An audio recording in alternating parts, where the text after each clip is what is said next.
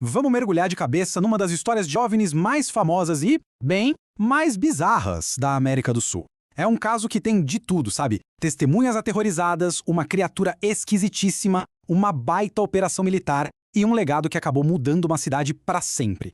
Estamos falando, claro, do incidente de Varginha. Pensa na cena. Varginha, sul de Minas Gerais, ano de 1996. Uma tarde chuvosa, meio cinzenta. 3 moças decidem pegar um atalho por um terreno baldio.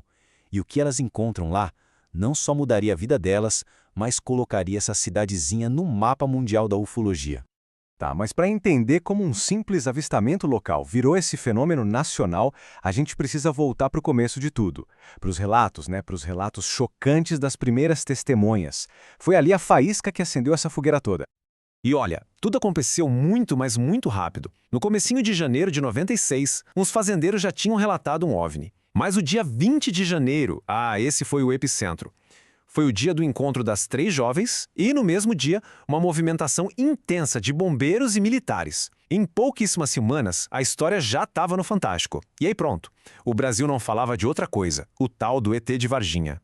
A força desse caso está muito no depoimento direto, né? As irmãs Liliane e Valquíria Silva, junto com a amiga Kátia Xaviera, elas descreveram algo tão chocante, com aqueles olhos vermelhos enormes, que na hora do pânico a única palavra que veio à mente foi diabo, e essa descrição assim visceral se tornou o coração de todo esse mistério. E a história não parou por aí não. Começaram a pipocar outros relatos estranhos, que só botaram mais lenha na fogueira. A mãe das meninas falou de um cheiro horrível no local. Depois, veio a história de um zelador do zoológico que jurou ter visto os bombeiros trazendo uma criatura bizarra. E para completar, alguns animais do mesmo zoológico morreram misteriosamente. Coincidência? Para muita gente, eram as peças se encaixando. Então a cidade estava um caos. A imprensa nacional em cima. E a pergunta que não queria calar era: e as autoridades? O que elas tinham a dizer sobre isso tudo? Como é que se lida com alegações tão extraordinárias? Bom, com a repercussão que o caso tomou, as Forças Armadas foram praticamente obrigadas a dar uma resposta. Vamos dar uma olhada no que as investigações militares concluíram sobre os eventos que pararam Varginha. A resposta oficial veio em 2 etapas. Primeiro, abriram uma sindicância na Escola de Sargentos das Armas, a ESA, para apurar se tinha militar envolvido. Depois, um inquérito policial militar, o famoso IPM, que foi ainda mais a fundo, principalmente por causa de um livro sobre o caso que virou best-seller. E aqui a gente vê o grande conflito da história. De um lado, as alegações fantásticas. Do outro, uma explicação oficial bem pé no chão para cada uma delas. A tal criatura, provavelmente era um morador local com deficiências, conhecido como Mudinho. Os caminhões do Exército, manutenção de rotina numa concessionária da cidade, nada demais. A queda do OVNI, história da carochinha, baseada em sensacionalismo e testemunhas pouco confiáveis. Resumindo, para o Exército Brasileiro, caso encerrado. A conclusão oficial foi de que tudo não passou de uma grande confusão, uma série de mal-entendidos e coincidências que a mídia amplificou. Nenhuma evidência de ETs, ponto final. Só que, como em muitos casos famosos, a versão oficial não colou para todo mundo. Pelo contrário, para muita gente, essa negativa do Exército só serviu para reforçar a ideia de que sim, tinha algo muito grande sendo escondido. E essa teoria do acobertamento se sustenta em alguns pontos-chave. Primeiro, a alegação de que as testemunhas foram intimidadas para ficarem quietas. Segundo, apareceu uma suposta fonte militar anônima confirmando a captura da criatura. E terceiro, a crença de que toda essa negação oficial era, na verdade, só uma cortina de fumaça.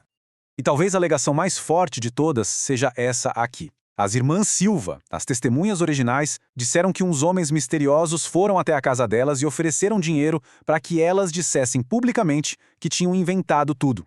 Isso virou uma peça central para quem acredita na teoria da conspiração. Mas é fundamental a gente trazer um ponto importante. O próprio Ubirajara Rodrigues, que foi um dos primeiros ufólogos a investigar o caso lá no início, admitiu, anos depois, que, apesar de todo o barulho, de todos os relatos, nunca, jamais apareceu uma única prova física que confirmasse a captura de um ser de outro planeta. Se foi verdade ou se foi mito, o fato é que o incidente de 1996 transformou Varginha para sempre. O impacto que isso teve na identidade, na cultura da cidade, foi uma coisa de louco e dura até hoje. A cidade de Varginha abraçou a história com tudo. ela se reinventou completamente em torno desse mistério. Quem vai a Varginha hoje encontra ponto de ônibus em formato de disco voador, boneco de ET para tudo que é lado e, claro, a famosa caixa d'água em forma de nave espacial. A lenda virou, literalmente, o motor da economia local. E o impacto cultural foi simplesmente gigantesco. O caso virou tema de um monte de livros, documentários, programas de TV e até jogos, sabe? O ET de Varginha se tornou uma figura carimbada na cultura pop brasileira. E no fim, a gente fica com essa reflexão. A verdade sobre o que realmente aconteceu naquela tarde de 1996 em Varginha, talvez a gente nunca a saiba. Mas o mais fascinante é ver como uma história, sendo real ou não, pode ser tão poderosa a ponto de criar a sua própria realidade, mudando a identidade de um lugar para sempre e capturando a imaginação de milhões de pessoas.